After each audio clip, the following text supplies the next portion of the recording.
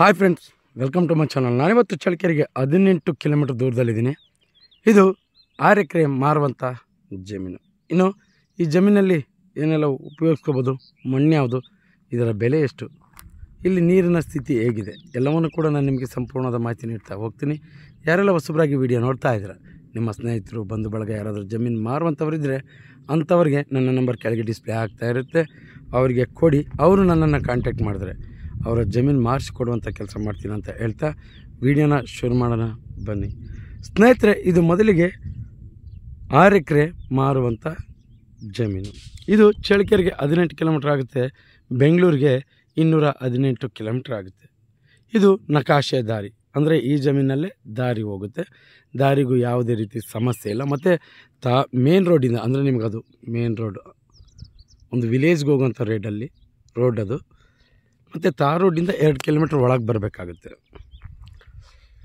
ಜೊತೆಗೆ ಇಲ್ಲಿ industrial area ಕೂಡ ಹತ್ತಿರ ಆಗುತ್ತೆ. ಅಂದರೆ ಚಳ್ಳಕೆರೆ ಟು ಕಲ್ಯಾಣದುರ್ಗಕ್ಕೆ ಹೋಗುವ ಮಾರ್ಗದಲ್ಲಿ ಬರುವಂಥ ಒಂದು ಜಮೀನು. ರೋಡಿಂದ ಇಲ್ಲಿ ಈ ಕಡೆ ಒಳಗಡೆ 2 ಕಿಲೋಮೀಟ್ರ್ ಬರಬೇಕಾಗುತ್ತೆ. 6 ಎಕರೆ ಮಾರುವಂಥ ಜಮೀನು.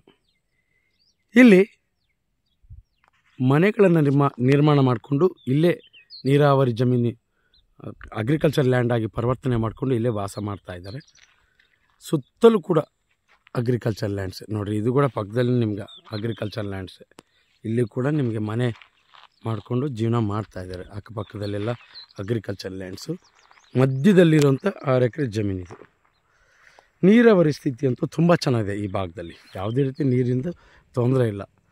ಇಲ್ಲೆಲ್ಲವೂ ಕೂಡ ನೀರಿಂದ ಚೆನ್ನಾಗಿದೆ. ಅದರಿಂದಲೇ ಇಲ್ಲಿ ಅಗ್ರಿಕಲ್ಚರ್ ಲ್ಯಾಂಡಾಗಿ ಮಾಡಿಕೊಂಡು ಇಲ್ಲೇ ಮನೆಗಳನ್ನು ನಿರ್ಮಾಣ ಮಾಡಿಕೊಂಡು ಜೀವನ ಮಾಡ್ತಾಯಿದ್ದಾರೆ. ಅಷ್ಟು ಚೆನ್ನಾಗಿದೆ ನೀರಿನ ಸ್ಥಿತಿ.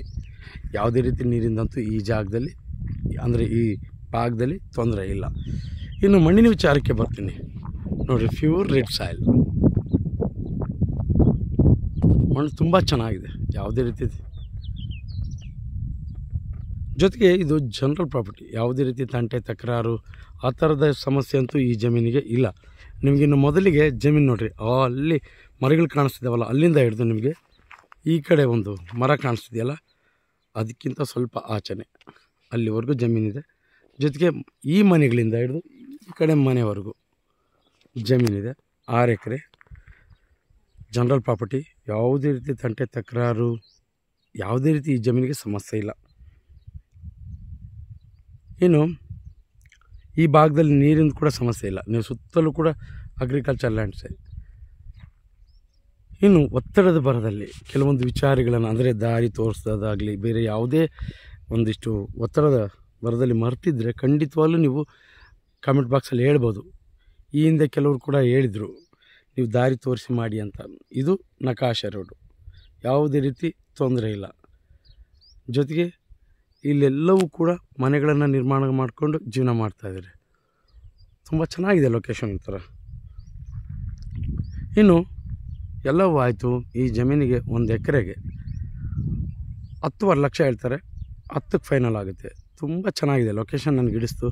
ಅಕ್ಕಪಕ್ಕದಲ್ಲೆಲ್ಲ ಅಗ್ರಿಕಲ್ಚರ್ ಲ್ಯಾಂಡ್ ಇರೋದ್ರಿಂದ ನೀವು ಕೂಡ ಇಲ್ಲಿ ಒಂದು ಫಾರಮ್ ಹೌಸ್ ಥರ ಮಾಡ್ಕೊಂಡು 6 ಎಕರೆ ಇದೆಲ್ಲ ಅಂದರೆ ಒಂಚೂರು ನನಗೆ ಇಷ್ಟ ಇಲ್ದಿರಂದರೆ ಈ ಕಡೆ ಸ್ವಲ್ಪ ತಗ್ಗಿದೆ. ಅದು ಬಿಟ್ಟರೆ ಎಲ್ಲವೂ ಕೂಡ ಸಮತಟ್ಟಾಗಿದೆ. ಮಣ್ಣು ತುಂಬ ಚೆನ್ನಾಗಿದೆ.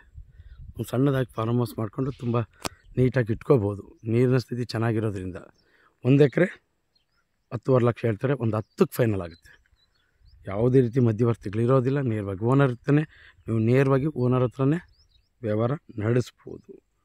ಏನು ಯಾರೆಲ್ಲ ಹೊಸಬರಾಗಿ ವಿಡಿಯೋ ನೋಡ್ತಾ ಇದ್ದೀರ, ದಯವಿಟ್ಟು ಸಬ್ಸ್ಕ್ರೈಬ್ ಮಾಡ್ಕೊಂಡು ವಿಡಿಯೋ ನೋಡಿ. ಯಾಕೆಂದರೆ ನಾವು ಪ್ರತಿದಿನ ಜಮೀನಿಗೆ ಸಂಬಂಧಪಟ್ಟ ಮಾಹಿತಿಯನ್ನು ನಾವು ಅಪ್ಲೋಡ್ ಮಾಡ್ತಾ ಇರ್ತೀವಿ. ನೀವು ಸಬ್ಸ್ಕ್ರೈಬ್ ಆಗಿ ನೋಟಿಫಿಕೇಷನ್ ಆನ್ ಮಾಡಿಕೊಂಡ್ರೆ ನೇರವಾಗಿ ನೋಟಿಫಿಕೇಷನ್ ಮುಖಾಂತರ ವಿಡಿಯೋ ಬಂದು ತಲುಪುತ್ತೆ.